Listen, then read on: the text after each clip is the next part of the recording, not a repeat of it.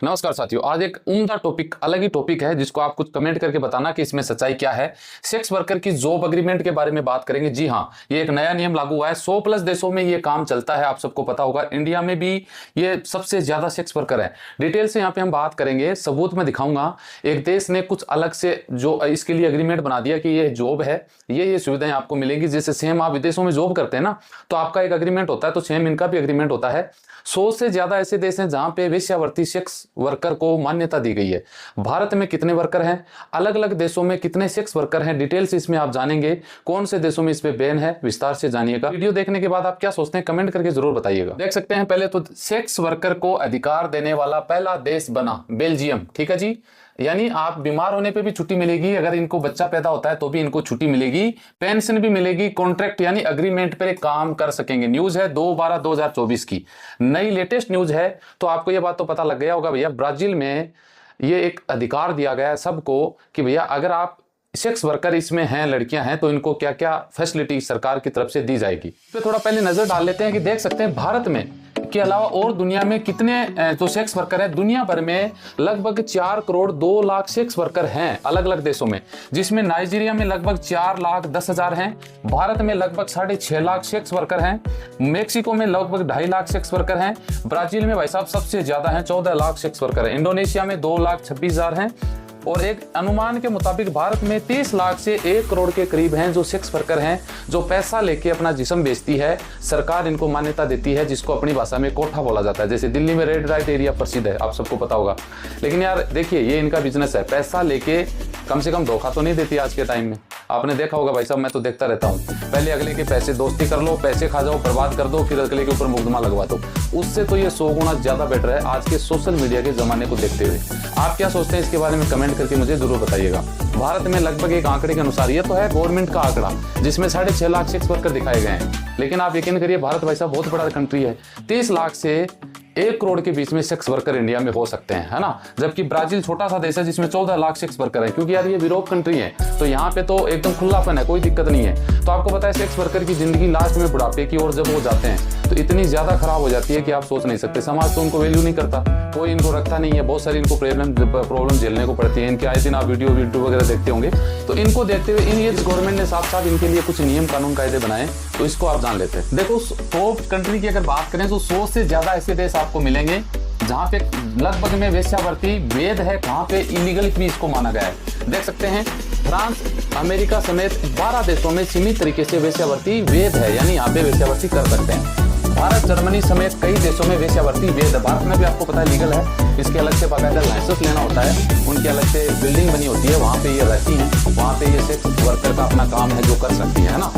चीन, सऊदी समेत 35 देशों में ये वेश्यावृत्ति बैन है। 35 देशों में चीन के सहित लगभग जो मुस्लिम कंट्री हैं, आप समझ सकते हैं 35 कंट्री में ही बैन है भाई साहब। मुस्लिम कंट्री तो 47 है। इसका मतलब और जो कुछ बची हुई कंट्री हैं, जैसे अफ्रीकन टाइप में कुछ मॉडर्न कंट्री हैं, मुस्लिम कंट्री है, वहां पे इसको लीगल गवर्नमेंट की तरफ से लीगल किया गया है। कुछ इन देशों में वेश्यावृत्ति को कानूनी दर्जा है। अगर जर्मनी में इसको बाकायदा भाई साहब, यहाँ पे देखिए टैक्स आईडी बनता है, और उनको अपनी इनकम करती हैं जो सेक्स वर्कर हैं, उनको टैक्स भी देना पड़ता है। आप बताओ तो कितनी बड़ी बात है ये अपना शरीर बेच के भी इनको गवर्नमेंट को टैक्स देना पड़ता है ना। फ्रांस में भी है, 2014 से कानून लागू है, लगभग इनके ऊपर कुछ गलत करने पे 2 लाख से 4 लाख का जुर्माना भी लगाया जा सकता है। ग्रीस में ये वैलिड है, इस आम अन्य लोगों की तरह सेक्स वर्कर को अपना मेडिकल बीमा भी करवाना पड़ता है ग्रीस में।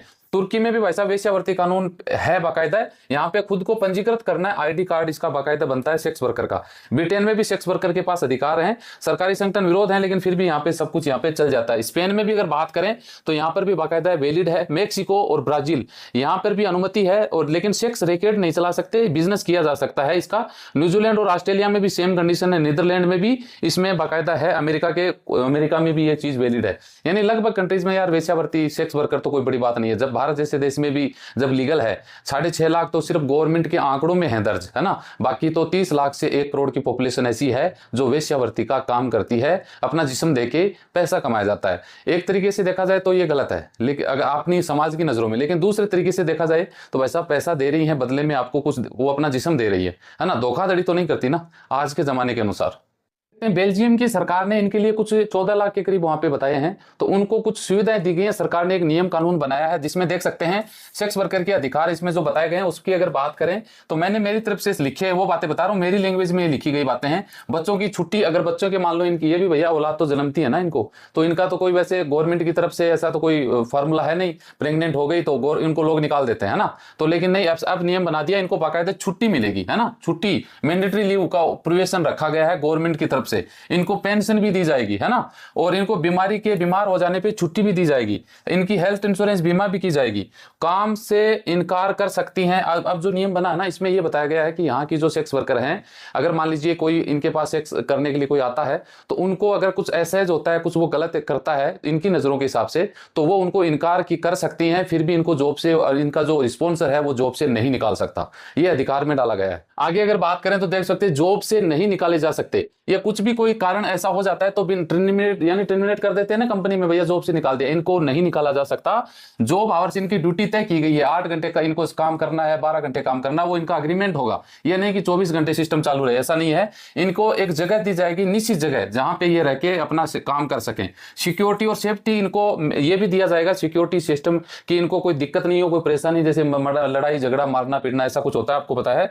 इनका जो जहां रहते हैं तो रूम इनका क्लीन होना चाहिए, एकदम साफ सुथरा रूम होना चाहिए, और वो एक्ट को इनकार भी कर सकती है, यानी जो बंदा इनके पास आता है उनको कुछ ऐसा लगता है तो ये उनको इनकार कर सकती हैं बिना नोटिस के। जॉब से निकालने का अधिकार भी इनके स्पॉन्सर को नहीं रहेगा, और इनके पास एक अलार्म भी होना चाहिए, अगर जिसका कॉन्टेक्ट उसके सीधे स्पॉन्सर को होना चाहिए, कुछ भी इनलीगल एक्टिविटी पे सीधा वो उसको पुश करे तो उसके पास मैसेज पहुंच जाए, ताकि इसके साथ कोई अनहोनी न हो। ये 10-12 पॉइंट बता दूं बेल्जियम की सरकार ने सेक्स वर्कर के लिए लागू किए हैं, एक तरीके से अग्रीमेंट होगा, अग्रीमेंट में ये सब बातें मेंशन की जाएगी। जैसे एक आम आदमी का, वर्कर का, जो आप कहीं पर भी जॉब करते हैं तो आपका अग्रीमेंट होता है, तो सेम इनका भी अग्रीमेंट होना है।